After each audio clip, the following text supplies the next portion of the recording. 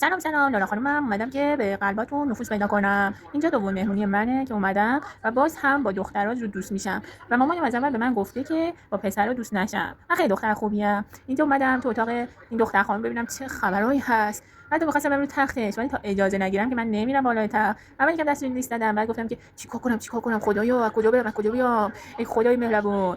حالا اینجا دوربین فیلمبرداری شد رو من زوم می‌کرد. این هاپو هم می‌خواست تو فیلم من باشه ولی من میگفتم فقط من دوست دارم تو فیلم باشم. نه یا دیگه فقط یادتون باشه که من الان تو کوچولوام صدام اینجوری بزرگتر که بشم صدام خانمانه تر میشه، قشنگتر میشه و حواستون باشه به من و کانال منو دنبال کنین.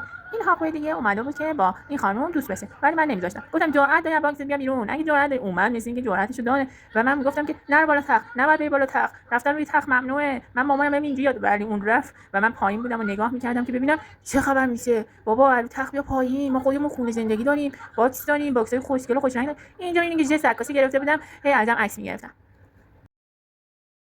اینجا اومدم باز دوباره مخ این دختر خانومو بزنم ولی مثل اینکه نه من اصلا آدم نیستم که بیام رو تخت. بجز نه که دیدین من رو تخت اصلا نمیام. خب اینجا یه فرضی هست که و موزاییکایی هستش که یه زنه فکر کنم یه بوای میده. اینجا یه زنه آجیل ریخته بودن نه شب عید بود. من دلم می‌خواست از این آجیلا بخورم چون خیلی خیلی آجیل دوست دارم ولی به من نمیدادن که اومدم التماس کردم تو خدا یه دونه پسته به من بدین ولی سر منو با هاپو دیگه گرم کردن. گفتم بیا با این هاپو بازی کنیم بیا بازی کنیم.